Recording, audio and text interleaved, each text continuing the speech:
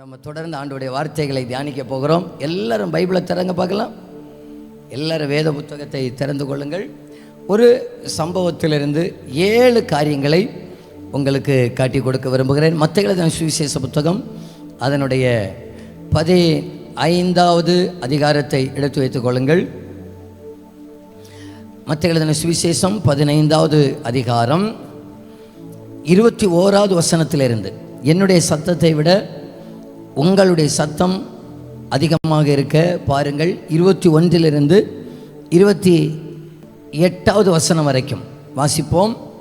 பின்பு இயேசு அவ்விடம் விட்டு புறப்பட்டு தீரு சீதோன் பட்டணங்களின் திசைகளுக்கு, அப்பொழுது அந்த திசைகளில் குடியிருக்கிற கானானிய ஸ்திரீ ஒருத்தி அவரிடத்தில் வந்து, ஆண்டவரே, தாவீதின் குமாரனே, எனக்கு இரங்கும், என் மகள் பிசாசினால் கொடிய வேதனை படுகிறாள் என்று சொல்லி கூப்பிட்டாள்.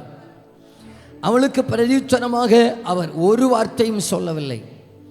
அப்பொழுது அவருடைய சீசர்கள் வந்து, இவள் நம்மை பின்தொடர்ந்து கூப்பிடுகிறாளே, இவளை அனுப்பிவிடும் என்று அவரை வேண்டிக் கொண்டார்கள். அதற்கு அவர், காணாமற் போன ஆடுகளாகிய இஸ்ரவேல் வீட்டாரிடத்திற்கு அனுப்பப்பட்டேன் என்று, மற்றபடி அல்ல என்றார். அவள் வந்து, ஆண்டவரே, எனக்கு உதவி செய்யும் என்று அவரை பணிந்து கொண்டாள். அவர் அவளை நோக்கி, பிள்ளையின் அப்பத்தை எடுத்து நாய்க்குட்டிகளுக்கு போடுகிறது நல்லதல்ல. அதற்கு அவள், மெய்தான் ஆண்டவரே, ஆகிலும் நாய்க்குட்டிகள் தங்கள் எஜமான்களின் மேஜையிலிருந்து விழும் துணிக்கைகளை தின்னுமே என்றார். இயேசு அவளுக்கு பிரதியுத்தரமாக, சிறியே, உன் விசுவாசம் பெரிது, நீ விரும்புகிறபடியே உனக்கு ஆக கடவது என்றார். அந்நேரமே அவள் மகள் ஆரோக்கியமானாள். செய்திக்கு தலைப்பு கானானிய ஸ்திரீ என்று வைத்துக் கொள்ளுங்கள். இந்த சம்பவத்திலிருந்து 7 காரியங்களை உங்களோடு கூட பேசி நான் கடந்து செல்கிறேன். நான் ஒவ்வொரு பாயிண்டாக சொல்லி பேசுகிறேன். முடிவிலே நான் ஒவ்வொரு பாயிண்டையும் கேட்க போகும்போது நீங்கள் சொல்லுவீர்களே, ஆனால் அது உங்களுக்கும் ஆசீர்வாதமாக இருக்கும், எனக்கும் உற்சாகமாக இருக்கும். இயேசு கிறிஸ்துவுடைய ஊழியத்துடைய ஒரு நடுப்பகுதி என்று நினைக்கிறேன். இயேசு கிறிஸ்துவுடைய ஊழியத்துடைய இந்த நடுப்பகுதியில் தீரு சீதோன் பட்டணங்களில் ஆண்டவர் ஊழியத்துக்கு போகிறார். அங்கே ஒரு கானானிய ஸ்திரீ இருக்கிறாள். அவளுக்கு ஒரு பிள்ளை, மகள், பெண் குழந்தை. அந்த பிள்ளை ரொம்ப பிசாசுடைய போராட்டத்தில் இருக்கிறாள். இப்போ இயேசு கிறிஸ்து அங்கே வந்திருக்கிறார் என்று கேள்விப்பட்ட உடனே இந்த கானானிய ஸ்திரீ ஓடி போகிறாள். இயேசு கிறிஸ்துவை பின்தொடர்கிறாள், வேண்டிக் கொள்ளுகிறாள். இவள் கேட்காதது போல இருந்தாலும் இந்த அம்மா விடுறது போல இல்லை. இப்படியும் சொல்லி பார்க்க சீசர்கள் வந்து ரெக்கமெண்ட் பண்ணாங்க, ஆண்டவரே, இந்த அம்மா உங்களை கொஞ்ச நேரமாகவே தொந்தரவு பண்ணிட்டு இருக்கு, இந்த அம்மா கொஞ்ச நேரமாக பின்தொடர்ந்துட்டு இருக்கு, என்னமோ கேட்டுக்கிட்டு இருக்கு. முந்தின அதிகாரங்கள் எல்லாம் கேட்டதெல்லாம் நீங்கள் எல்லாரும் கொடுத்தீங்களே, யாராவது கேட்டாங்கன்னா உடனே கொடுத்து அனுப்பிட்டீங்களே, இவங்களுக்கு நீங்கள் ஏதாவது ஒன்று சொன்னாலே போதும், செஞ்சாலே போதும், ஏதாவது ஒன்று சொல்லி அனுப்புங்கன்னு சொல்லி சீசர்களை இப்போ ரெக்கமெண்ட் பண்ணுறாங்க. அவர் சொல்கிறாரு, நான் காணாமற் போன இஸ்ரவேல் இடத்துக்கு தான் ஊழியம் பண்ணுவதற்கு வந்திருக்கிறேன். உடனே ஆண்டவர் சொன்னது சீசன்ட்டு அந்த அம்மா வந்துட்டாங்க. திரும்ப சொல்கிறாங்க, பிள்ளையின் அப்பத்தை நாய்க்குட்டிகளுக்கு போட மாட்டேன்னு சொன்ன உடனே, நாய்க்குட்டிகளுக்கு போட மாட்டீங்க, ஆனால் சாப்பிட்ற மேசையிலிருந்து விழுற அந்த அந்த அந்த சின்ன துண்டுகளை கீழே வர்ற நாய்க்குட்டி சாப்பிடும் இல்லையா? நான் வந்து அப்பத்தை கேட்கல, கீழே விழுற ஏதாவது ஒரு துண்டை கேட்குறேன் அப்படின்னு சொன்ன உடனே ஆண்டவருக்கு அதுக்கு மேலே ஒன்றுமே சொல்ல முடியலை. உன் விசுவாசம் ரொம்ப பெருசம்மா, ரொம்ப பெருசுன்னு சொல்லி, இப்போவே நீ போ, அப்படின்னு சொல்லி அவளை அனுப்பி விடுகிறார். அவள் மகள் சுகம் பெற்று கொள்ளுகிறாள். இதுதான் சம்பவம். இந்த சம்பவத்திலிருந்து 7 காரியங்களை சொல்லுகிறேன். நம்பர் 1, இயேசு கிறிஸ்து யார் என்கிற அறிவு அவர்களுக்கு இருந்தது. முதலாவதாக, இந்த பூமியில் குறிப்பாக கிறிஸ்தவர்கள் அல்லது ரட்சிக்கப்பட்டவர்கள் என்று அறிகிற நமக்கு முதலாவதாக இருக்க வேண்டியது என்னவென்றால், இயேசு கிறிஸ்து யார் என்பதை நீங்கள் அறிந்து கொள்ள வேண்டும். என்னை கவனிங்கள். பழைய ஏற்பாட்டிலே 39 புத்தகம் உண்டு, புதிய ஏற்பாட்டிலே 27 புத்தகம் உண்டு. பழைய ஏற்பாடு இயேசு கிறிஸ்து இந்த உலகத்தில் வருவதற்கு முன், புதிய ஏற்பாடு இயேசு கிறிஸ்து இந்த உலகத்தில் வந்ததற்கு பின். ஆனால் பழைய ஏற்பாட்டிலையும் நேரடியாகவோ மறைமுகமாகவோ கிறிஸ்துவை தான் நம்ம பார்க்க முடியும். அதாவது நான் இப்படி நினைப்பேன், ஒரு கரும்பை அந்த மிஷினுக்குள்ள விட்டாச்சுன்னா அந்த சக்கை மட்டும் வெளியே வந்து ஒரு ஜூஸ் வெளியே வர்றது மாதிரி பழைய ஏற்பாடு முழுவதையும் ஆராய்ந்து பார்த்தால் வெளியே வர்றது கிறிஸ்துவை தான் நம்ம எடுக்க முடியும். முழு பைபிளை நீங்க எப்போ வாசிச்சாலும் இயேசு கிறிஸ்துவை மையப்படுத்தி நீங்கள் வாசிக்க வேண்டும். இயேசு கிறிஸ்துவை மையப்படுத்தாமல் நம்ம எப்போ வசனத்தை வாசிச்சாலும் தோற்று போயிடுவோம். அது நமக்கு விளங்காமல் மாறிவிடும். முதலாவதாக ஒரு மனிதனாகிய நமக்கு தெரிந்திருக்க வேண்டியது என்னவென்றால், இயேசு கிறிஸ்து யார் என்பதை நாம் அறிந்திருக்க வேண்டும். இந்த காலை வேளையிலே நான் சொல்லுகிறேன், இந்த அம்மா சொல்றாங்க, என்ன சொல்றாங்க? தாவீதின் குமாரனே எனக்கு இறங்கும். இவர் எந்த வம்சத்தில் வந்தார் என்பதை புறஜாதியாகிய ஒரு தாயார், கானானிய ஸ்திரீ. பைபிளில் சில சகோதரிகளுடைய பேர் இல்லை. நான் தேடி பார்த்தேன், மத்தேயு எழுதின சுவிசேஷ புத்தகத்திலே நிறைய சகோதரிகளுடைய பேர் இல்லை. எக்ஸாம்பிள், பேதுருடைய மாமி, நூற்றுக்கதிபதியுடைய ஒரு மகள், யாவீருடைய மகள், கானானிய ஸ்திரீ, இப்படி நிறைய பேருடைய பெயர் பைபிளில் இல்லை. அந்த வரிசையில் பெயர், இந்த அம்மாவுடைய பெயர் பைபிளில் எழுதப்படலை. ஆனால் இந்த அம்மாவுடைய விசுவாசம் பைபிளில் எழுதப்பட்டிருக்கிறது. எனக்கு பெயர் அல்ல முக்கியம், என்னுடைய விசுவாச வாழ்க்கை தான் நமக்கு ரொம்ப முக்கியம். என் அன்புக்குரியவர்களே, முதல்ல இந்த அம்மா அறிந்து கொள்ளுகிறது என்னவென்றால், கிறிஸ்து எந்த வம்சத்தில் இருந்து வந்தவர், கிறிஸ்து யார் என்பதை தெளிவாக அறிந்திருந்தாள். இந்த காலை வேளையில் நாமும் அறிந்திருக்க வேண்டும், நம்முடைய ஆண்டவராக இயேசு கிறிஸ்து தான் சர்வ வல்லமை உள்ளவராக இருக்கிறார். இயேசு கிறிஸ்து தான் சர்வ வல்லமை உடையவராக இருக்கிறார். நான் உங்களுக்கு சொல்லட்டுமா? பழைய ஏற்பாட்டிலே மோசையின் மூலமாக நியாயப்பிரமாணம் கொடுக்கப்பட்டது, இயேசு கிறிஸ்துவின் மூலமாக கிருபையும் சத்தியமும் கொடுக்கப்பட்டது. இயேசுவினால மட்டும்தான் ஒரு மனுஷனுக்கு ரட்சிப்பு உண்டு. இயேசு கிறிஸ்துவினால மட்டும்தான் ஒரு மனுஷனுக்கு பரலோகத்துக்கு போறதுக்கு வழி திறக்கும். இயேசு கிறிஸ்துவினால மட்டும்தான் ஒரு மனுஷனுக்கு பாவ மன்னிப்பு உண்டாகும். இயேசு கிறிஸ்துவினால மட்டும்தான் ஒரு மனுஷனுக்கு நித்திய மீட்பு உண்டாகும். நாம் எல்லாரும் ஆராதிப்பதற்கு காரணம் கர்த்தராகிய இயேசு நமக்காக மரித்ததினால. எத்தனை பேர் சொல்கிறீங்க, கிறிஸ்து எனக்குள்ள என்பதை விட கர்த்தருக்கு உள்ளே, கிறிஸ்துவுக்கு உள்ளாக கர்த்தர் என்னை வைத்திருக்கிறார். திரும்பவும் சொல்கிறேன், இந்த வார்த்தைகளை நீங்கள் நல்லா உச்சரிக்கணும். நீங்கள் உள்ளத்தில் நீங்கள் அதை அப்படியே பேசணும். கிறிஸ்து எனக்குள்ள என்பதை விட என்னை கிறிஸ்துவுக்குள்ளாக கர்த்தர் வைத்திருக்கிறார் என்கிறதை அறிந்து கொள்ளுகிற பிரகாசமுள்ள கண்களை கர்த்தர் நமக்கு தருவாராக.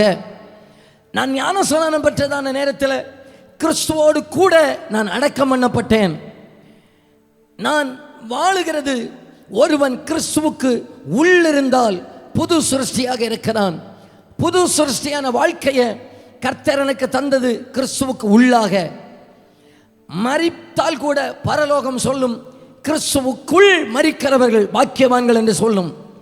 ஆகையினால நான் யார் என்று கேட்டால் நீங்க சொல்லணும், கிறிஸ்து யார் என்றால் என்னை அவருக்கு உள்ளாக வைத்திருக்கிறார், என்னை அவருக்கு உள்ளாக வைத்திருக்கிறார்.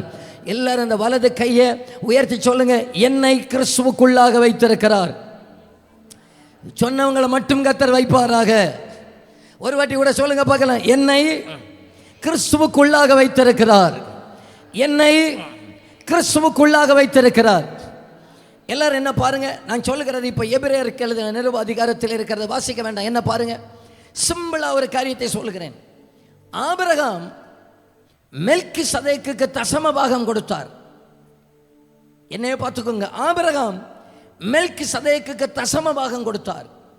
இவர் தசம பாகம் கொடுத்ததான நேரத்தில் ஈசாக்கு கிடையாது, யாக்கோபு கிடையாது, லேவி கிடையாது. ஆனால் எபிரேயர் நிருப ஆக்கியோன் சொல்லுகிறார், இந்த ஆபிரகாமுடைய 4வது தலைமுறையிலே வந்த லேவி, இவர் தசம பாகம் கொடுத்ததான நேரத்தில் லேவி இவருடைய அறையில் இருந்தான், ஆகையினால அவனும் சேர்த்தே தசம பாகம் கொடுத்தான் என்று சொல்லி.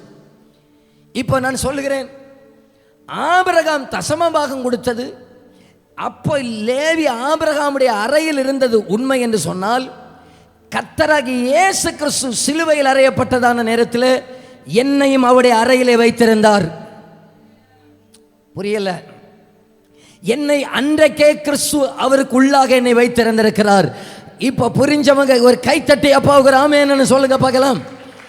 என்னை அன்றைக்கே அவருக்குள்ளாக வைத்திருந்திருக்கிறார். இயேசு யார் என்பதை நாம் அறிந்து கொள்ள வேண்டும்.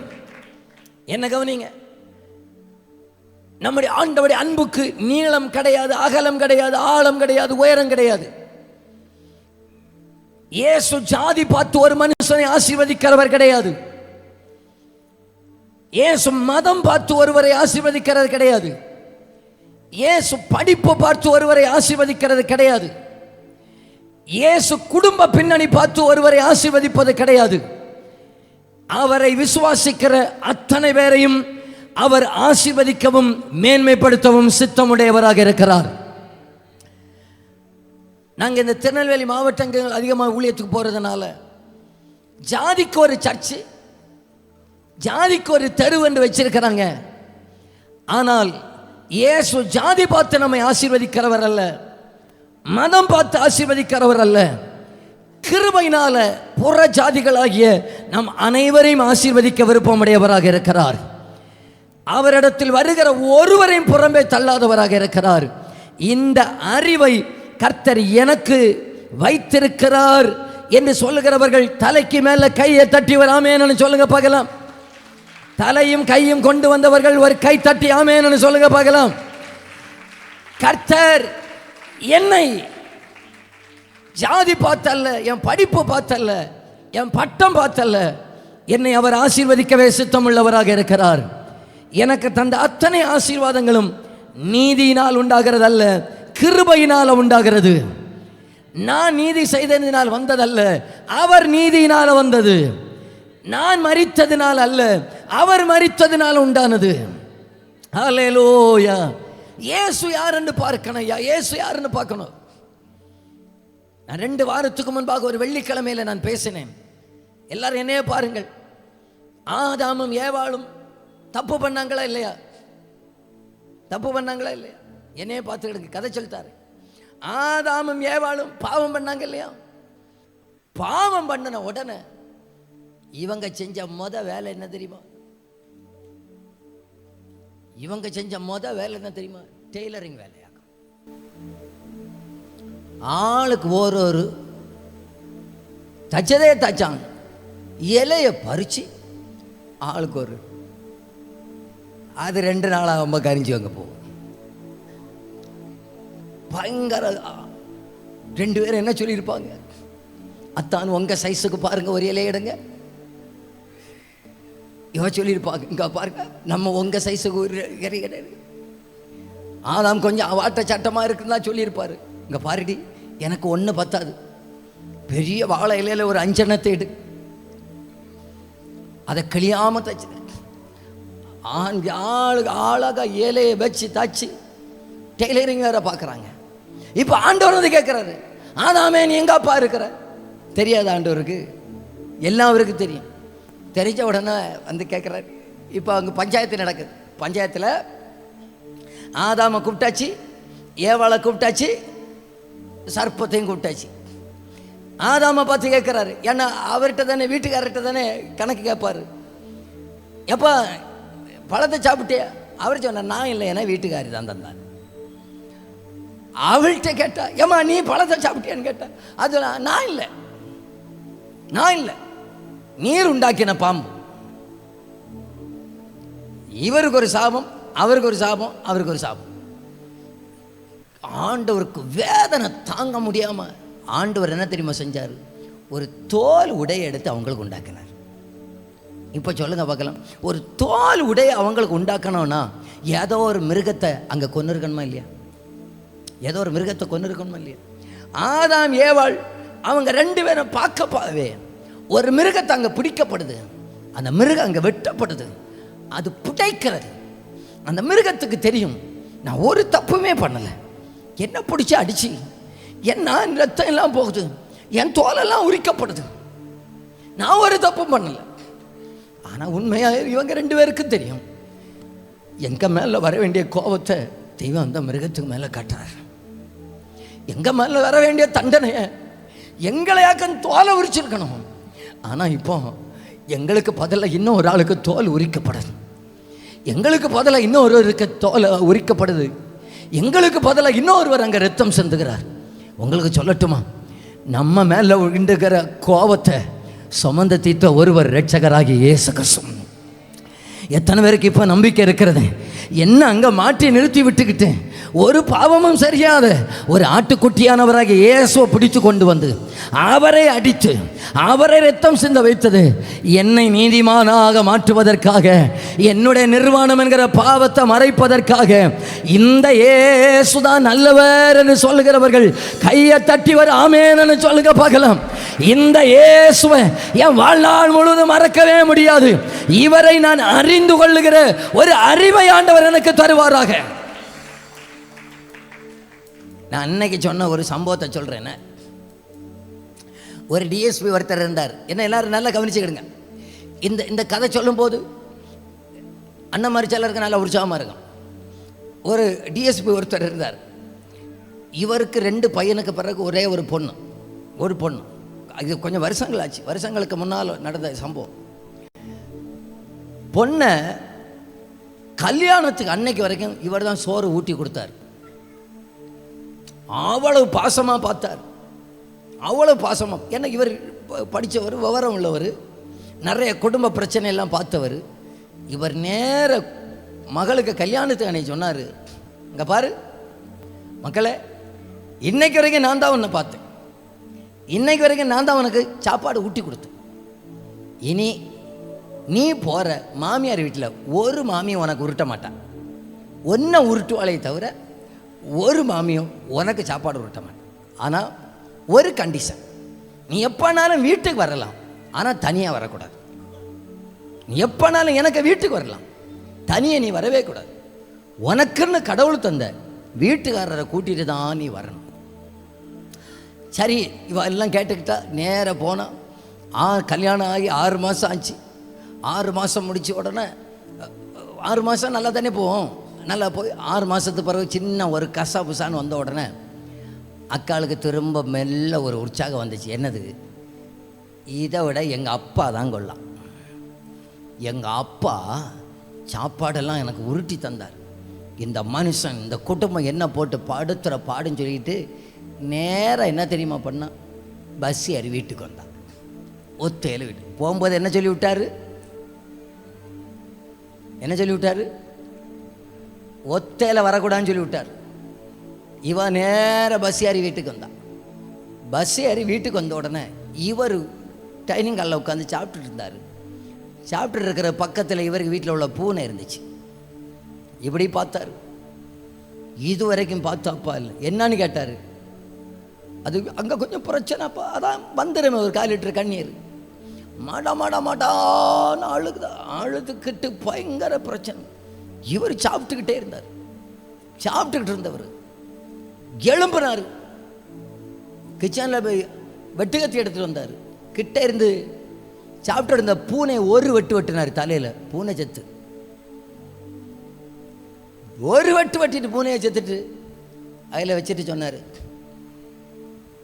மக்களை அன்னைக்கு சொன்னேன் இல்லையா, வரும்போது வீட்டுக்கு வரும்போது சேர்ந்து தான் வரணும்னு சொல்லிட்டு அடுத்த வண்டி பிடிச்சாவா ஏறி போனா வீட்டுக்காரர் வீட்டுக்கு.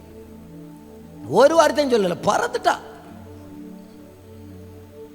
இவளுக்கு புரிஞ்சு, எங்க அப்பா ஆசையா வளர்த்த பூனை எனக்கு மேல உள்ள கோபத்தை அங்க கொண்டு காட்டினார். அன்னைக்கே சொன்னார், நான் கேட்கல.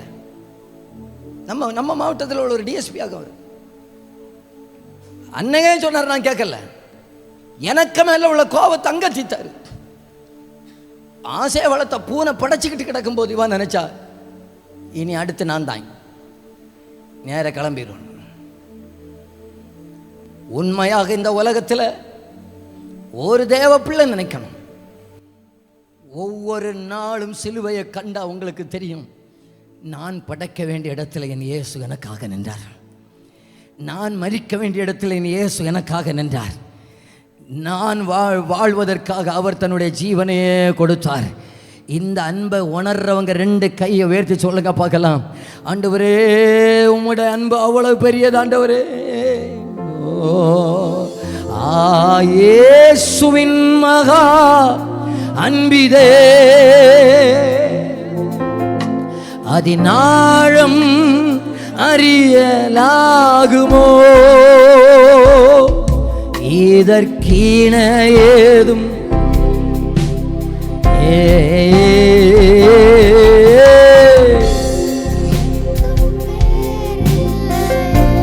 ரெண்டு கைகளை உயர்த்தி, இயேசுவின் மகா அன்பிலே அதன் ஆழம் அறியலாகுமோ, இதற்கீன ஏதும் பேரில்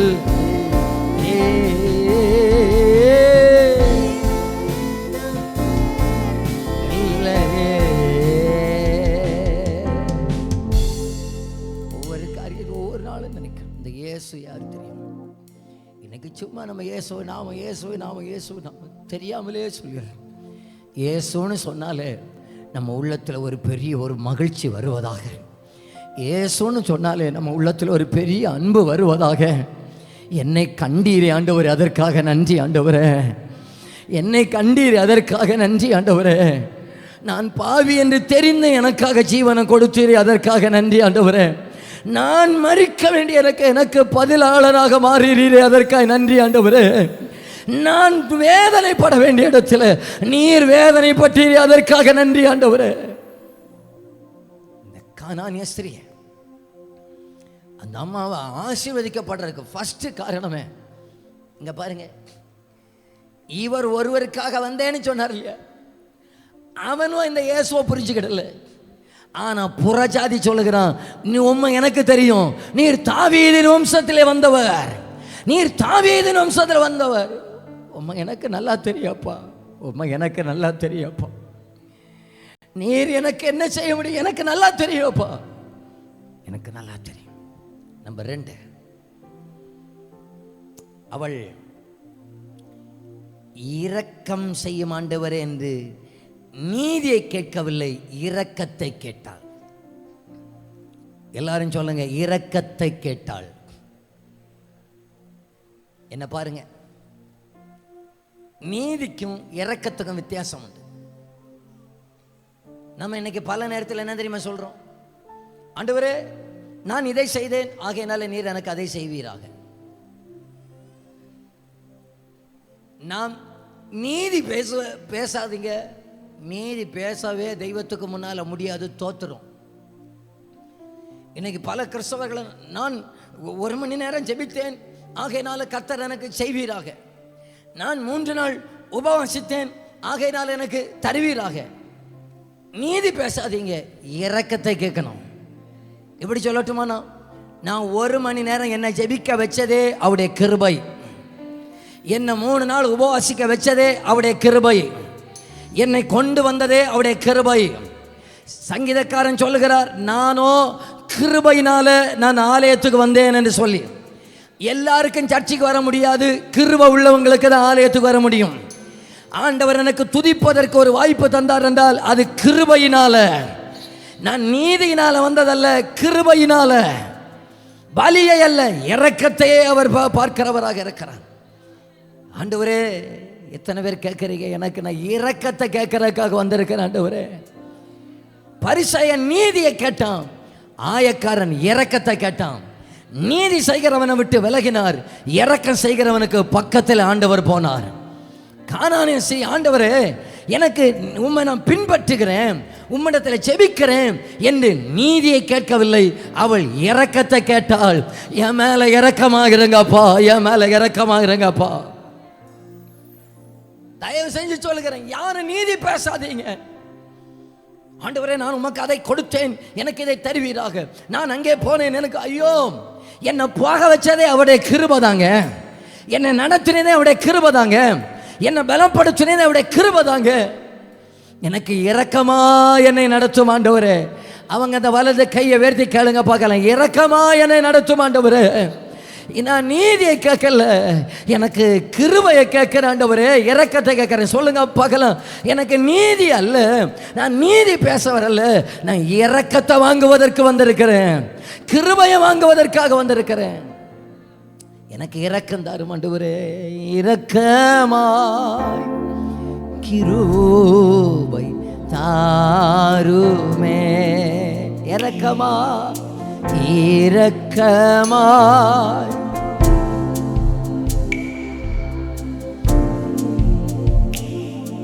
இந்த அம்மாவுக்காக நன்றி, இந்த காணியான ஸ்ரீக்காக நன்றி.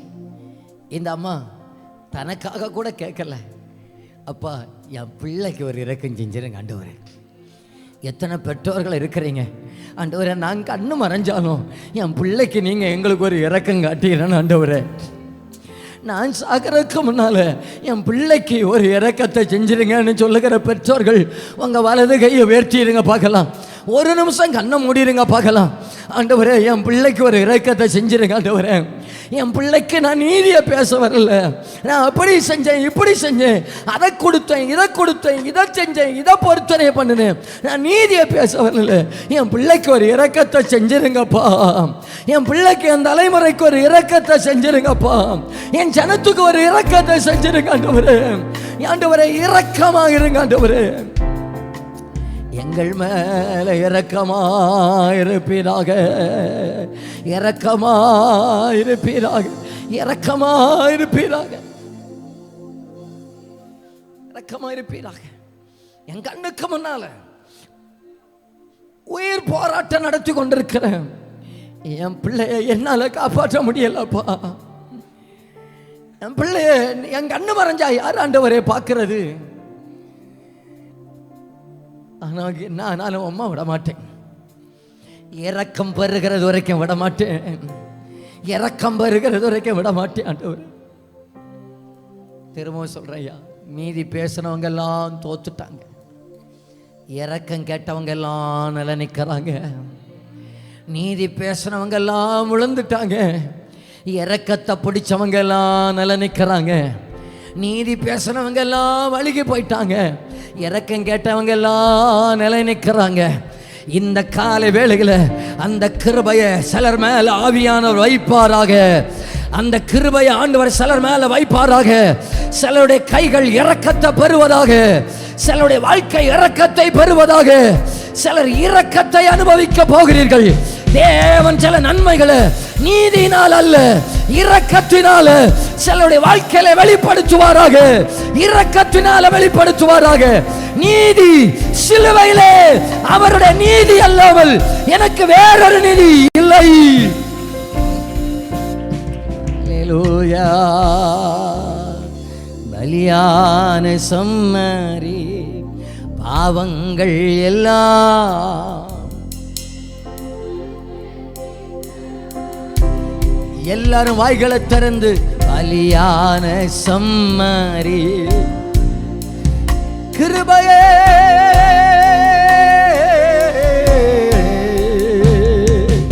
பரிசுத்த இரத்தம்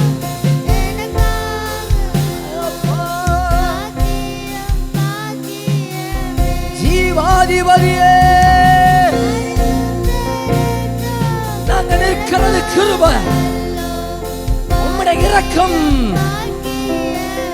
எல்லாரும் வாய்களை திறந்து பரிசுத்தரே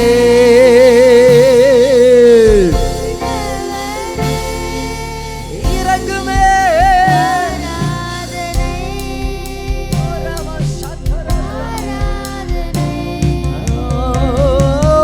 பரிசுத்தரே படைத்தவரே ஆராதனை.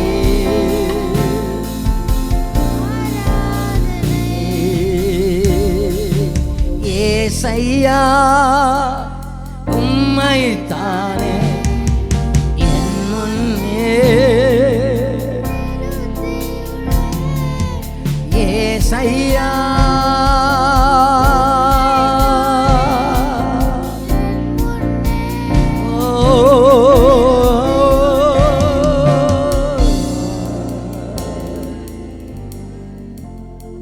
பிரதர் சிஸ்டர், தட்டுமாறி காரியங்கள் கைவிட்டு போறதான நேரத்தில் இரக்கத்தை கேளுங்க. அவர் பேசாமல் இருந்தாலும், அப்புறம் போகிறவர் போல இருந்தாலும் நமக்கு விடவே மாட்டாருங்க. அப்புறம் போகிறவர் போல இருந்தாலும் விடவே மாட்டாருங்க. திரும்ப சொல்லுங்க, அப்புறம் போகிறவர் போல இருந்தாலும் விடவே மாட்டாருங்க. கைவிட்டு போன பிரச்சனைகளாக இருக்கலாம், இரக்கம் செய்யுங்கப்பான்னு கேளுங்க. இரக்கம். தயவு செஞ்சு நீதி பேச நின்றாதீங்க ஐயா. அது கிறிஸ்தவத்தில் நமக்கு ஒரே ஒரு நீதி, இயேசு சிலுவையில் நீதி ஆனார். நம்முடைய நீதி அழுக்கான கந்தை. எல்லாரும் சொல்லுங்க பார்க்கலாம், அழுக்கான கந்தை. நம்முடைய நீதி அழுக்கான கந்தை. நான் என்ன சொல்ற பாருங்க, எல்லாரும் என்ன பாருங்க, அழுக்கான சட்டை இருக்கு தெரியுமா, அழுக்கு, இனி இது போடவே முடியாதுன்னு சொல்ல தூக்கி அங்க கொண்டு வச்சு. அதே போலயாக்க நம்முடைய நீதி. நம்முடைய நீதினா, நான் கொடுத்தேன், நான் எடுத்தேன், நான் செய்தேன், நான் போனேன், நான் வந்தேன், நான் நான் நான். சின்ன தீர்க்கதரிசிகளின் புத்தகத்தில் யோசுவான்னு ஒருத்தர் அழுக்கு வசனம் தரிச்சிருந்தாரு. சாத்தான் கிட்டதை வந்து நின்னுட்டான். என்ன அர்த்தம்? சுய நீதி. சாத்தான் ரொம்ப பக்கத்திலே நிற்பான். அழுக்கான கந்தை. இரக்கத்துக்கு ரொம்ப பக்கத்தில் இயேசு ரொம்ப பக்கத்தில் நிற்பார்.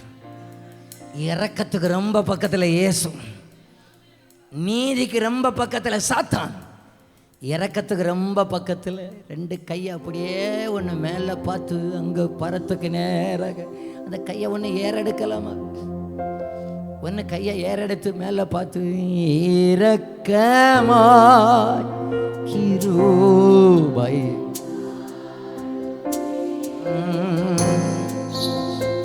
இரக்கமாய்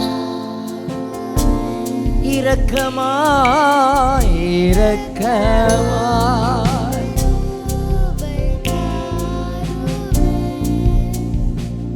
இரக்கத்தை கேட்கிறீங்களா? இயேசு கிறிஸ்துவின் நாமத்தில் சொல்லுகிறேன், கர்த்தர் நமக்கு பக்கத்திலே வந்திருக்கிறார். இந்த காலை ஆராதனையிலே சிலருக்கு பக்கத்தில் வந்திருக்கிறார். அந்த கைகளிலே இரக்கத்தை கொடுப்பதற்காக வந்திருக்கிறார். அந்த வாழ்க்கைக்கு இரக்கத்தை கொடுப்பதற்காக வந்திருக்கிறார். இறங்குவதற்காக வந்திருக்கிறார். நொறுங்குண்ட இருதயம் உள்ளவர்களுக்கு கர்த்தர் சமீபமாக இருந்து நறுங்குண்ட ஆவி உள்ளவர்களை ரட்சிக்கிறவர்களுக்கு இறங்குவதற்காக வந்திருக்கிறார்.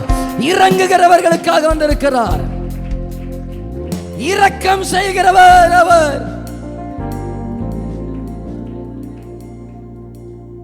நம்பர் 3,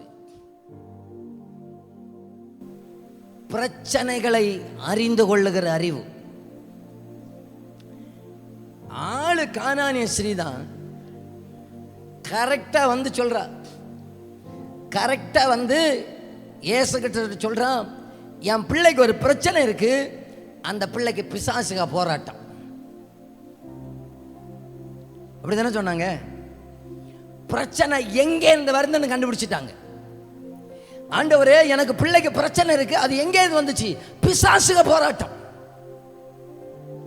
நம்ம சில நேரத்தில் பிரச்சனையை கண்டுபிடிப்பதற்கு தவறிவிட்டோம்.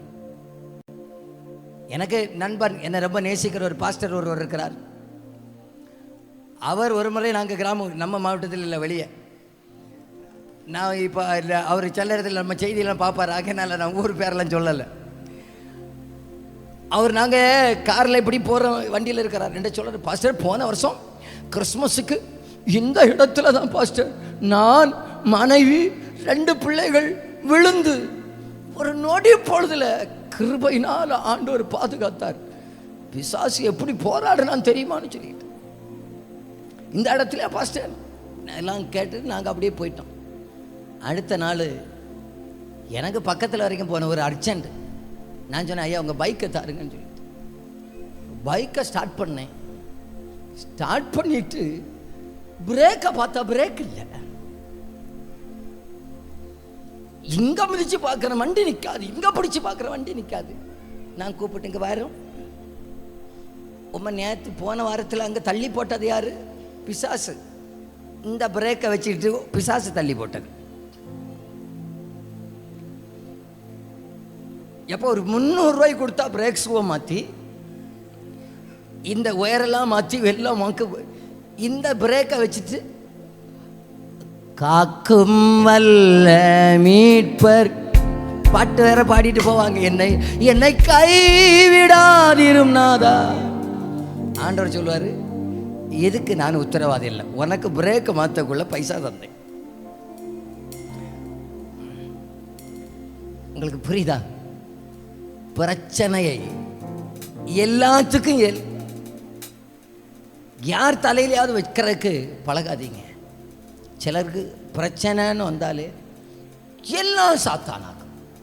தொட்டது, பிடிச்சது, போனது, வந்தது, காலு தட்டுனா சாத்தான், கல்லு தட்டுனா சாத்தான், உட்கார்ந்தா சாத்தான், தலைவேதனை வந்தா சாத்தான். ஐயோ, நம்ம கூப்பிட்டே போனவனை வந்து அவனே டென்ஷன் ஆகி என்னைக்காவது ஒரு நாள் வந்து கேட்பான் பாருங்க அவங்ககிட்ட, சத்தியமா அக்கா நான் இல்லை, சும்மா போகிறேன், என்ன கணக்க உடனே ஒரு நாள் வந்து சொல்லியானா இல்லையான்னு பாருங்க. பிரச்சனை எங்கே இருந்து வருதுன்னு நீங்கள் மட்டும் நீங்கள் புரிஞ்சுக்கணும். சிலது என்னுடைய குறைவுனால வரலாம், சிலது என்னுடைய ஜெப குறைவுனால வரலாம், சிலது என்னுடைய பாவத்தினால வரலாம், சிலது என்னுடைய அறியாமையினால் வரலாம். கண்டுபிடிக்கிற ஒரு நல்ல கண்களையும் இருதயத்தையும் கர்த்தர் நமக்கு தருவாராக. சிலரை பார்த்தீங்கன்னா, பாஸ்டர் எனக்கு தெரியும் அவன் அன்னைக்கு அப்படி காரி துப்பிட்டு போனான், அன்னைக்கே எனக்கு தெரியும் காய்ச்சல் வந்திருக்கணும் இல்லையா. அதுக்கு ஜலதோஷத்துக்கு துப்பகம் வழி இல்லாமல் ஆகி போச்சு. அந்த அம்மா துப்புன்னு அன்னைக்கு இவங்களுக்கு ஒரு காய்ச்சல் வந்துட்டு, பின்ன அன்னைக்கு ஜெபம் எல்லாம், ஆண்டவரே அவளை கொட்டுவீராக, அவளை தட்டுவீராக, அவளை இயேசு நாமத்தில் இந்த காய்ச்சலை அங்கே அனுப்புகிறேன், அப்படியே கொரியர் பண்ணி அனுப்புங்க.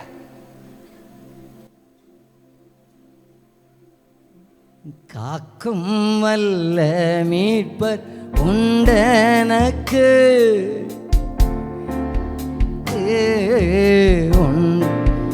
ஒன்னு யோசிச்சு பாருங்க. ஆண்டவரே என்ன ஜெபிப்பதற்கு சில நேரத்தில் உணர்த்துனீங்க, நான் ஜெபிக்காததுனாலே எனக்கு சில பிரச்சனை. ஆண்டவரே என்ன சில ராத்திரிகளில் தட்டி எழுப்புனீங்கப்பா, ஆனா நான் ஜெபிப்பதற்கு நீர் என்னை தட்டி எழுப்புனீங்க. நான் நினைச்சேன் யூடியூப்ல வீடியோ பார்க்கறதுக்காக என்ன தட்டி எழுப்புனீங்கன்னு. ஜெபிக்க வேண்டிய நேரத்தில் ஜெபிக்காம இப்ப சொல்றது எல்லாத்துக்கும் சொல்லுங்க பார்க்கல, நான் தான் ஆண்டவரே குறைப்பா. சில நேரத்தில் நான் தான் ஆண்டவரே குறை, நான் தான் ஆண்டவரே குறை. குறைகளை கண்டுபிடிக்கக்கூடிய, எங்கே இருந்து எதனால் என்பதை அறிந்து கொள்ளக்கூடிய ஒரு எண்ணத்தை தருவாராக. செய்திக்கு வர்றேன். இந்த அம்மா கண்டுபிடிச்சிட்டா, ஆண்டவரே என் பிரச்சனை இல்லை, என் குடும்பத்துக்கு பிரச்சனை இல்லை, என் பிள்ளைக்குடைய ஆக்டிவிட்டீஸை பார்த்தா ஒன்று மட்டும் தெரியுது, பிசாசுக போராட்டம்னு தெரியுது. பிசாசுக போராட்டம்னு தெரிஞ்சா எனக்கு மறுபக்கம் தெரியும், வேற எந்த மருந்துனால சுகமாகாது, இயேசு கிறிஸ்துவினால மட்டும்தான் சுகமாக்க முடியும். ஆகையினால நீர் வந்து தான் ஆகணும். அப்போ உங்க கையில தான் இருக்கு, மருந்து உங்க கையில தான் இருக்கு, ஜீவன் உங்க கையில தான் இருக்கு. ஆகையினால உம்மை நான் விட மாட்டேன். ஹல்லேலூயா, ஹல்லேலூயா, ஸ்தோத்திரம். இனி உள்ள காலத்துல ஊழியங்களில் அநேக அசுத்த ஆவிகள் வெளியேறுகிறத நீங்க பார்க்க போறீங்க. தலைமுறைகள் மேல போராடுகிற சில அசுத்த ஆவிகள் பிரத்யட்சமா நிர்மூலமாக்கப்படுகிறத நீங்க பார்க்க போறீங்க. குடும்பத்துக்கு மேல, பிள்ளைகளுக்கு மேல எழும்பி நிற்கிற பொல்லாத ஆவிகள் நிர்மூலமாக்கப்படுகிறத பார்க்க போறீங்க. எங்க பிள்ளைகளுக்கு விரோதமாக எழும்பி நின்று வாதிக்கிறதான சகல வல்லமைகளையும் இயேசுவின் நாமத்தினால நாங்கள் கடிந்து கொள்ளுகிறோம். எங்க பிள்ளைகளுக்கு விடுதலையை இயேசுவினால கொடுக்க முடியும். எங்க பிள்ளைகளை பாவத்தில் விழத்தள்ளுகிற ஆவிகள், பின்மாற்றத்துக்கு நேராக நடத்துகிற ஆவிகள் இயேசுவின் நாமத்தினால ஆண்டவர் நிர்மூலமாக்குவாராக. கர்த்தர் நிர்மூலமாக்குவாராக. சாத்தானே, உன் கண்ணு எங்க? எங்களுக்கு பிள்ளைக்கு மேல, எங்க பிள்ளைகளுக்கு மேல சாத்தானுடைய பெரிய தந்திரம் தலைமுறைகளை தகர்த்து கொண்டிருக்கிறதான நேரத்தில் என் கர்த்தர் ஜெயத்தை தருவாராக. என் கர்த்தர் ஜெயத்தை தருவாராக. என் கர்த்தர் ஜெயத்தை தருவாராக. அம்மாமாருக்கு சொல்லுகிறேன், உங்க பிள்ளைகளுக்கு சில வித்தியாசமான ஆக்டிவிட்டிஸ் இருக்கிற நேரத்தில் நேர நீங்க பிள்ளைகளுக்கு பக்கத்தில் அல்ல போக வேண்டியது, நீங்க தெய்வத்துக்கு பாதத்திலேயாக வரணும். தெய்வத்துடைய பாதத்தில் வந்தா பிள்ளைகளை விடுதலையாக்குகிற ஒரு ஆண்டவர் ஒருவர் உண்டு. நம்மை நடத்துகிற ஒரு ஆண்டவர் உண்டு. பாஸ்டர், நாங்க கவுன்சிலிங்ல பார்த்துருவோம் பாஸ்டர், நாங்க அப்படி பார்த்துருவோம் பாஸ்டர், நாங்க கொஞ்சம் பேசி இருக்கிறோம் பாஸ்டர். ஒன்னும் பேச வேண்டாம். என் கர்த்தர் ஒரு வார்த்தை சொன்னா போதும். இறையாதே அமைதலா இருந்து ஒரு வார்த்தை சொன்ன அவரிடத்துல தான் அதிகாரம் இருக்கிறது. என் சுயபலத்தால் ஓடி பார்த்தேன், ஓட முடியல. என் மனபலத்தால் நடந்து பார்த்தேன், நடக்க முடியல. என் தோள் பலத்தால் சுமந்து பார்த்தேன், சுமக்க முடியல. என் கால் பலத்தால் கடந்து பார்த்தேன், நடக்க முடியல. நடக்க முடியல. இயேசுவே தாங்கிக் கொள்ளுங்க. ஹல்லேலூயா, ஹல்லேலூயா. உலகம் அடுத்த தலைமுறையை பிடிப்பதற்கு எல்லாம் ரெடி ஆகிட்டு. அடுத்த தலைமுறை ஏஐயுடைய காலம். அறிஞ்சிங்களா? ஏஐயின் காலம் கேள்விப்படலையோ? ஆகையினால தான் நாங்களும் விவிஎஸ்ல எல்லாம் பிள்ளைகளுக்கு இது எப்படியா சொல்லி கொடுத்துடலான்னு தான் பார்க்குறோம். ஏஐயுடைய காலம். காலேஜில் அதை பற்றி கோர்சஸ் எல்லாம் வர தொடங்கியாச்சு. சாத்தான் அடுத்த தலைமுறை மெல்ல மெல்ல மெல்ல அப்படியே கொண்டு வந்து அடுத்த தலைமுறை அறிவியலை கொடுக்குறேங்கிற பேரில் தெய்வம் இல்லைன்னு கொண்டு வந்து மனுஷன் குரங்கனால வந்தான்னு சொல்லி இல்லாததெல்லாம் என்னென்ன விதத்தில் அடுத்த தலைமுறையை தாக்குவதற்காக, அவர்கள் அஸ்திவாரத்தை அசைப்பதற்காக போராடுகிறானோ, கர்த்தர் நிச்சயமாகவே ஒரு சேனையை எழுப்புவார். அதற்கு ஒரு தலைமுறை அப்பனை பின்தொடர்கிற ஒரு பெற்றோர்களுடைய கண்ணீர் தேவைப்படுகிறது. சகோதரியே, அம்மாமார்களே, நம் கண்ணீர் வீணாக போகாது. இரவும் பகலும் அப்பாவை பின்தொடர்ந்தது வீணாக போகாது. இரவும் பகலும் அவரை நோக்கி கூப்பிட்டது வீணா போகாது. அவரை சேவித்தது வீணா போகாது. அந்த கானானிய பெண்ணுக்கு குடும்பத்தில் எத்தனை பேர் உண்டு. அவங்க வேற தெய்வத்தை தேடுறதான நேரத்தில் இந்த ஒரு பொம்பளை இயேசுவை தேடி வந்தாங்க. பார்த்தீங்களா? இந்த பொம்பளைய இவங்க தலைமுறைய விடவும் இல்லை, விட்டு கொடுக்கவும் இல்லை. அந்த ஆண்டவர், நம்முடைய ஆண்டவர், அவர் என்ன விடமாட்டாருங்க, விடமாட்டாருங்க. விட்டு கொடுக்கலையே. சாத்தான் கையிலும் மனுஷர் கையிலும். பாடுங்க பாடுங்க பார்க்கலாம். விட்டு கொடுக்கலையே. சாத்தான் கையிலும் மனுஷன் கையிலும். கொஞ்சம் கூட நினைச்சு பார்க்க என்னை தேடி வந்தீங்க. இந்த மனுஷன் உதவ இங்க வந்து கைகளை உயர்த்தி கொஞ்சம் கூட நினைச்சு பார்க்க. எல்லாரும் பாடுங்க பார்க்கணும் வாயை திறந்து. எந்த மனுஷன் உதவன் விட்டு கொடுக்கலையே, விட்டு கொடுக்கலையே. சத்தான் கையிலும் விட்டு கொடுக்கலையே, சத்தான் கையிலும் விட்டு கொடுக்க மாட்டாருன, விட்டு கொடுக்க மாட்டாருன. சத்துடைய கண்ணிகள் உடைக்கப்படும், சத்துடைய தந்திரங்கள் உடைக்கப்படும். இயேசு யார் என்பதை தேசம் காணும். விழுகையை எதிர்நோக்கி இருக்கிற கண்கள் விழுகையை காணாது. சத்துருவின் கண்களுக்கு முன்பாக பந்தியை ஆயத்தப்படுத்துகிறவர், எண்ணெயால் அபிஷேகம் பண்ணுகிறவர், பாத்திரத்தை நிரம்பி வெளியே செய்கிறவர். விட்டு கொடுக்க மாட்டார். அந்த பொல்லாங்கன் நிர்மூலமாக்கப்படுவான். இந்த பொல்லாங்கனுடைய தந்திரங்கள் எங்க பிள்ளைகளை தொடவே தொடாது. பாதுகாக்கிற நல்லவராக இருக்கிறார். எத்தனை காரியம் சொல்லி இருக்கிறேன்? நைஸா சொல்லி விடுங்க, 6ன்னு சொல்லி விடுங்க. நேரம் சொல்லியா 4. இனி டக்குனு 1.5 காரியம். இனி இவ்வளோதான் சீக்கிரம் முடிச்சு. 4. இயேசு ஒரு வார்த்தையும் சொல்லவில்லை என்றாலும் அவரை விடவில்லை. நம்ம அண்ணா என்ன செய்வோம்? கூப்பிட்டு கூப்பிட்டு பார்க்கறான். ஹலோ ஹலோ ஹலோ ஜீசஸ், தாவீதின் குமாரனே, ஹலோ ஹலோ, ரேஞ்ச் உண்டா? கேக்குதா? டவர் போச்சா? உண்டா? சிலரை பார்த்துருக்கீங்களா? எங்க இருந்து போன்ல பேசுவாங்க, இந்த ஜங்ஷன்ல இருந்து. அவங்க பேசுற பேச்சுக்கு போனே தேவையில்லை, அங்க டைரக்டா அங்கேயே கேட்கும். ஹலோ கேக்குதா? கேக்குதா? இவர் கண்டு கிடவே இல்லை, இவர் கண்டு கிடவே இல்லை பேச. நம்மனா என்ன சொல்லுவோம்? இவ்வளவு கூப்பிட்டும் கேட்காதவர்கிட்ட இனி போகணுமாக்கும். சிஸ்டர் ஏன் சர்ச்சுக்கு வரல? 1 மாசம் வந்தோம், பார்த்து விடுங்க, ஒண்ணுமே நடக்கல. அப்புறம் போகிறவர் போல நானும் போயிட்டேன்.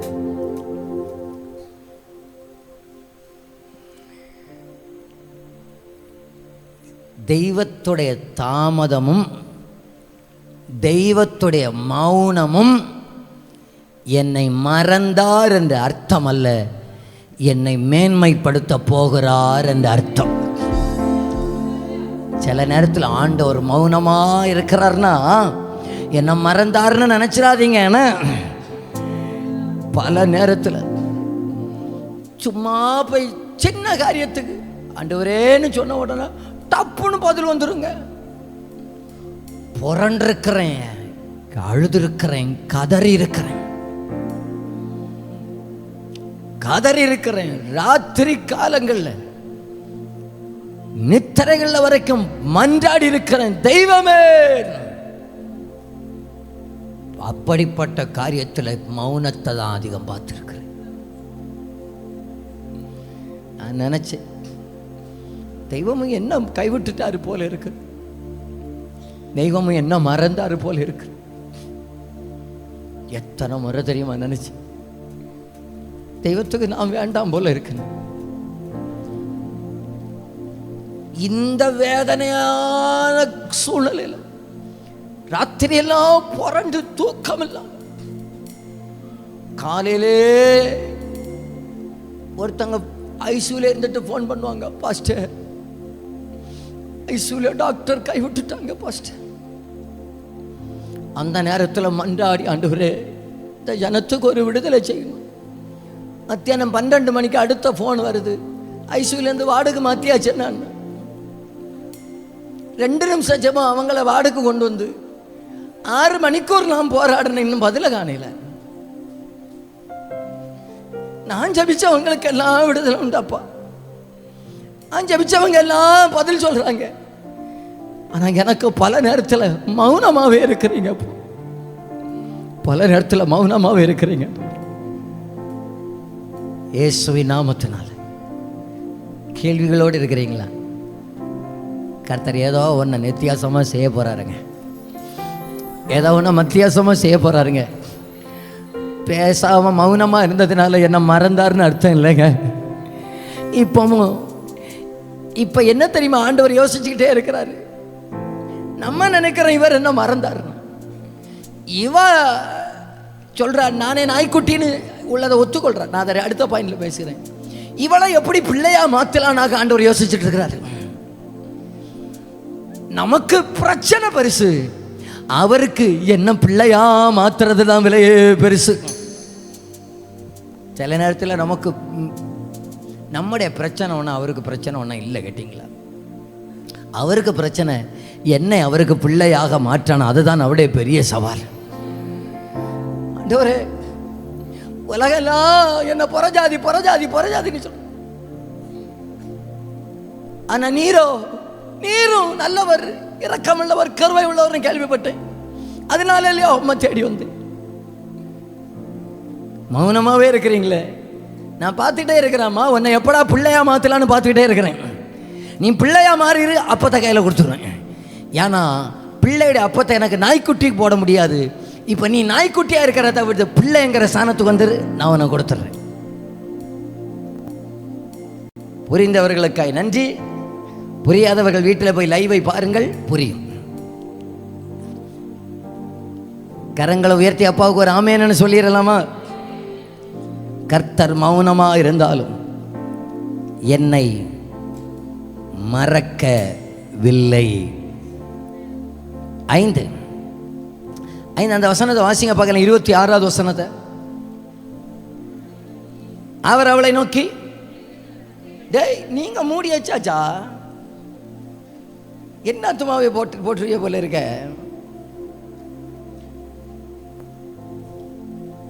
சிலர் வெளிப்படுத்தின விசேஷத்துக்கு போயாச்சு, ஏன்னா அவசரத்தில் எடுத்தது இல்லையா. அங்கே யோவானில் இருக்கிற கானானிய சிறிய ஒரு ஆள் தேடிட்டு இருக்கியா. அங்கே யோவானில் தேடினா சமாரியா சிறி தான் வருவா பார்த்து.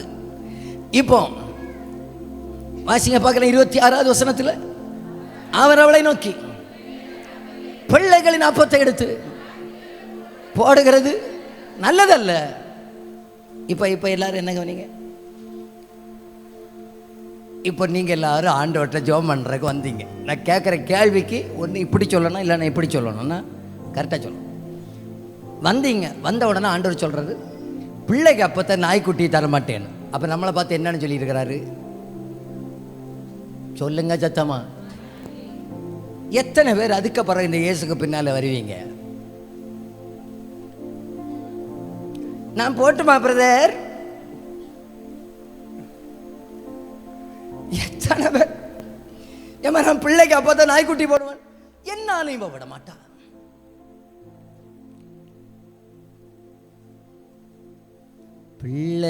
பிள்ளையினப்பம் பிள்ளையினப்பம் பிள்ளையான எனக்கல்லோ பிள்ளையினப்பம்.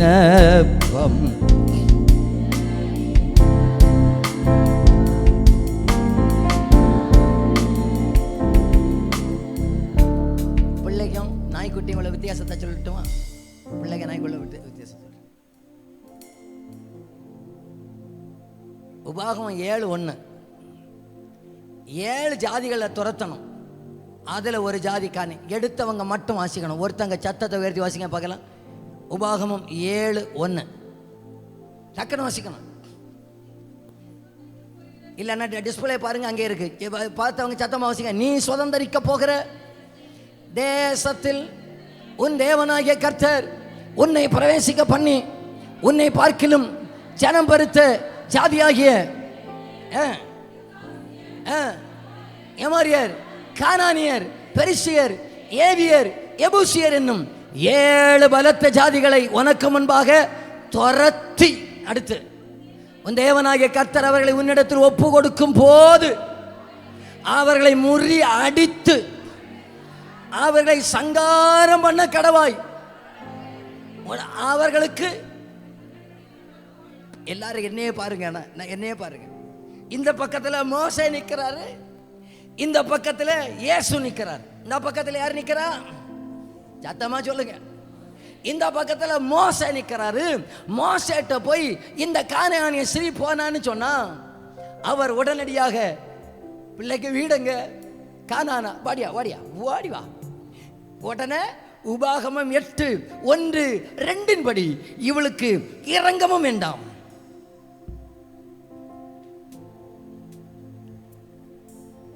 இவளை துரத்த வேண்டும். உனக்கு பிள்ளைக்குள்ள இருக்கிற பிசாசல்லடி, உன்னையே துரத்த போறோம் பாரு, உன்னையே துரத்த போறண்டி. நியாயப்பிரமாணம் துரத்துவதற்கு கட்டளையிடப்பட்டவர்கள், கிருபை அவளையும் பிள்ளையாக மாற்றுவதற்கு கட்டளை கொடுத்திருக்கிற கிருபைய இப்ப புரிஞ்சவங்க கை தட்டி வரு. அந்த இயேசுன்னு முதல்ல சொன்னேனே, அவர் எவ்வளவு பெரியவர்னு சொன்னேனே, இப்ப புரிஞ்சவங்க கை தட்டி வரு. ஆமென்னு சொல்லுங்க பார்க்கலாம். நல்ல கரங்களை தட்டி வரு. ஆமென்னு சொல்லுங்க பார்க்கலாம். நியாயப்பிரமாணம் சொல்லுது துரத்தணும், துரத்தணும், உடன்படிக்கை பண்ணக்கூடாது, இறங்கக்கூடாது. நல்ல வேளை இந்த அம்மா மோசைட்ட மாட்டல. நான் பண்ண வேண்டியது மோசையோட நியாயப்பிரமாண ஊழியம் அல்ல, இயேசு கிறிஸ்துவோட கிருபையின் ஊழியம். இன்னைக்கு நம்ம புது உடன்படிக்கையின் ஊழியத்தில் வந்து நிற்கிறோம். இந்த புது உடன்படிக்கையின் ஊழியம் பாவிய பிள்ளையாக மாற்றுகிற ஊழியம். எல்லாரும் உங்க பக்கத்தில் இருக்கிறவங்க கையை பிடிங்க பார்க்கலாம். பேச்சு இல்லையோ? பிடிச்சிங்களா? அவங்கள பார்த்து சொல்லுங்க, இந்த ஊழியம் என் ஊழியம் சொன்னோன்னு என்ன பார்க்குறீங்க? எல்லாரும் அவங்கள பார்த்து சொல்லுங்க பார்க்கலாம். இயேசுவினுடைய ஊழியம், இயேசு கிறிஸ்துவோட ஊழியம் துரத்துகிற ஊழியம் அல்ல, இறங்காமல் இருக்கிற ஊழியம் அல்ல, கிருபையின் ஊழியம், இரக்கத்தின் ஊழியம், மனதிருக்குகிற ஊழியம், சேர்த்து கொள்ளுகிற ஊழியம், தள்ளுகிற ஊழியம் அல்ல, அள்ளி அணைக்கிற ஊழியம், பாவிய பிள்ளையாக மாற்றுகிற ஊழியம். நல்ல கையை தட்டி ஆமென், நல்ல கரங்களை தட்டி ஆமென். ஹல்லேலூயா, ஹல்லேலூயா. இனி அடுத்ததா அவருடைய வெளிப்பாடு 6. நான் எஜமானின் மேஜையின் கீழ் இருக்கிறதையாவது எடுத்துக்கொள்வேன். இப்ப எல்லாரும் என்ன கவனிங்க, எனக்கு இது தாம் விளங்கவே இல்லை. பார்த்து விடுங்க. இயேசு சொல்லிட்டாரு. எல்லாரும் என்ன பாருங்க, இயேசு சொல்லிட்டாரு, ஏம்மா பிள்ளைக்கு அப்பத்த நாய்க்குட்டி கொடுக்க மாட்டேன். இந்த அம்மா உடனே என்ன தெரியுமா சொல்லிட்டா, நாய்க்குட்டிக்கு தானே கொடுக்க மாட்டீங்க, ஆனா எஜமானுக்கு மேஜைக்கு கீழே இருந்து கொஞ்சம் கொஞ்சம் விழும் பார்த்தீங்களா, அதை சாப்பிட்ற நாய்க்குட்டி. இப்ப சொல்லுங்க பார்க்கலாம், அந்த நாய்க்குட்டி எங்கே இருக்கும்? அந்த நாய்க்குட்டி எங்கே இருக்கு? இவ என்ன தெரியுமா சொல்ல வரா, நீர் எஜமானன்னு எனக்கு தெரியும், மற்றவங்களுக்கு பிள்ளை, நீர் நினைச்ச ரோட்டில் போற தெரு நாய் கிடையாது. நான் எஜமானுக்கு மேசைக்கு கீழே தான் கிடப்பேன். எங்கனாலும் உங்க பாதத்தில் கிடக்கிற நாய்க்குட்டி என்னைக்காவது ஒரு நாள் விழும், இன்னைக்கு இல்லைன்னா நாளைக்காவது விழும். அது வரைக்கும் மேசையை விட்டு விலக மாட்டேன்னு என்ன பார்த்தீங்களா, ஆண்டவர் தூக்கி எடுத்துட்டாரு. ஒரு கை தட்டி வராமே என்னன்னு சொல்லுங்க பார்க்கலாம். புரிஞ்சவங்க கையை தட்டி வராமே என்னன்னு சொல்லுங்க பார்க்கலாம். ஹல்லேலூயா, ஆமென். ஆண்டவர் பார்த்துட்டாரு, டேய் நீ நாய்க்குட்டி இல்லடி, நீ நாய்க்குட்டி இல்லடி, நீ நாய்க்குட்டி இல்லை, பிள்ளைக்கு கொடுக்க வேண்டிய அப்பத்தை நான் உனக்கும் தர்றப்பா. என்னை பக்கத்தில் வந்துட்ட பார்த்தியா, என் பக்கத்தில் இருப்பேன்னு வந்துட்ட பார்த்தியா, என் மேசையை விட மாட்டேன்னு சொல்லிய பார்த்தியா. பிள்ளையுடைய அப்பம் என்பது இயேசுதான். அந்த அப்பம் இயேசு சொன்னார், ஜீவ அப்பம் நானேன்னு சொன்னாரு. இவரை விட மாட்டேன்னு வந்துட்ட பார்த்தியா, இனி நானும் உன்னை விடுறது போல இல்லையா, நானும் உன்னை விடுறது போல இல்லையா. என்ன வந்தாலும் அவரை மட்டும் விட்டுறவே கூடாது. என்ன வந்தாலும் நீர் என்ன மேசைக்கு மேலே வச்சாலும் சரி, கீழே வச்சாலும் சரி, ஆனால் உமக்க பார்வையில் தான் இருப்பேன். நீர் என்ன மேலே இருத்தினாலும் சரி, கீழே இருத்தினாலும் சரி, மேலே இருந்தாலும் சரி, கீழே இருந்தாலும் சரி, நான் வெளியே ஓடுற நாய்க்குட்டி அல்ல, வீட்டுக்குள்ள உங்கள் பாதத்தில் பிடிச்சி கிடக்கிற நன்றி உள்ள நாய்க்குட்டி. ஆகையினால எனக்கு தெரியும், இன்றல்லது நாளை இந்த நல்ல கஜமான் என்னை பட்டினி போட மாட்டாருன்னு தெரியும், என்னை விட மாட்டாருன்னு தெரியும். பல நேரத்தில் நினைக்கிறோம் இயேசு என்னை கைவிட மாட்டாரா? இயேசுவின் நாமத்தினால சொல்கிறேன், அது பிசாசுடைய பெரிய தந்திரம். ஆண்டவர் எனக்கு தருவாரா? பின்ன நமக்கு தராமல் வேற யாருக்குங்க தருவார்? இயேசுவை சொந்த ரட்சகராக ஏற்றுக்கொண்டு நம்மை ஆண்டவர் ஆசீர்வதிக்கிறவராக இருக்கிறார். எல்லாரும் அந்த கரத்தை உயர்த்தி ஸ்தோத்திரம் பண்ணி சொல்லுங்க பார்க்கலாம். என்ன விட மாட்டேன்னு சொல்லுங்க பார்க்கலாம். ஆண்டவரே, சொல்லுகிறவங்களை மட்டும் விடக்கூடாதப்பா. சொல்லுங்க பார்க்கலாம், என்ன விட மாட்டீர் ஆண்டவரே. ஆண்டவரே, இந்த கையை கீழே போடுங்க, என்ன கைவிட்டுட்டீராப்பா சொல்லிட்டு தானே வந்தீங்க, இப்போ இப்படி திரும்பி சொல்லிட்டு போங்க, என்னை விட மாட்டீர் ஆண்டவரே என்ன சொல்லுங்க. என்னை மறந்தீரோ, இப்போ சொல்லிட்டு போங்க, என்னை மறக்கலைன்னு சொல்லிட்டு போங்க. என்னை மறக்கலைன்னு சொல்லுங்க. ஆண்டவரே, நீர் என்னை மறக்கலை, நான் உம்மை விடவே மாட்டேன் ஆண்டவரே, உங்கள் பாதத்தை விட்டு விலகவே மாட்டேன் ஆண்டவரே, உம்மை விட்டு இனி நான் போகவே மாட்டேன் ஆண்டவரே, உமக்கும் எனக்கும் இடையில் இனி எதுவும் வென்றுமே வரவே வராது ஆண்டவரே. Thank you Jesus. 6 காரியம் சொன்னா, 7வது காரியத்தை சொல்லி முடிக்கிறேன்னா, அவளுடைய ஜெபம் சரியது, அவளுடைய விசுவாசம் பெரியது. எல்லாரும் சொல்லுங்க பார்க்கலாம், ஜெபம் சிறியது, விசுவாசம் பெரியது. கொஞ்சம் உற்சாகமாக இருக்குமே இப்போ. அப்போ பாஸ்டரே ஜெபம் பண்ணான்னு சொல்லியாச்சு. ஜெபத்தில் விசுவாசம் உள்ளவர்களாய் கேட்டால் கர்த்தர் கொடுப்பார். ஒரு ஊரில் ஒரு கன்வென்ஷன் நடந்துச்சு. 5 கிலோமீட்டர் எல்லாம் முன்னால் நடந்து கன்வென்ஷனுக்கு போவாங்க. அந்த மாதிரி போன அனுபவம் உள்ளவங்க யாராவது உண்டா? கையை உயர்த்தி காட்டுங்க பார்க்கலாம். பரவாயில்ல. 5 கிலோமீட்டர்லாம் நடந்து கன்வென்ஷனுக்கு போவாங்க. பெரிய ஆயிரக்கணக்கில் மக்கள் கூடுவாங்க. அப்படிப்பட்ட ஒரு கன்வென்ஷன் கூட்டம் இப்போ நடக்குது. அந்த நேரத்தில் 5 கிலோமீட்டர் இந்த பக்கத்தில் பாட்டி, தாத்தா, பிள்ளைகள், மருமக்கள், பேர பிள்ளைகள் எல்லாரும் கன்வென்ஷனுக்கு போகிறதுக்கு மத்தியானமே ரெடியாகி கொண்டிருக்கிறாங்க. திடீர்னு பார்த்தா மழை வர்றது போல் இருக்குது. பாட்டி சொல்லிச்சு, என்ன தெரியுமா சொல்லிச்சு? ஜெபம் பண்ணுறேன் ஆண்டவரே, கன்வென்ஷன் நடக்கிறதப்பா, மழையை வராமல் தடுப்பீராக. இப்போ கன்வென்ஷனுக்கு போகிற நேரம் வந்தாச்சு. பேர பிள்ளைகள், மருமக்கள் எல்லாரையும் பார்த்து, எல்லாரும் கன்வென்ஷனுக்கு போங்க. ஏமா மழை பெய்யுமாமா? மழை பெய்யாது, நான் ஜெபம் இருக்கிறேன், மழை பெய்யாது அப்படின்னு எல்லாரும் துணி மாற்று வாசல்லேருந்து வெளியே வர்ற நேரத்தில் பாட்டி சொல்லிச்சான், எதுக்கும் கொடையை கையில் வச்சுக்கிடுங்கன்னு.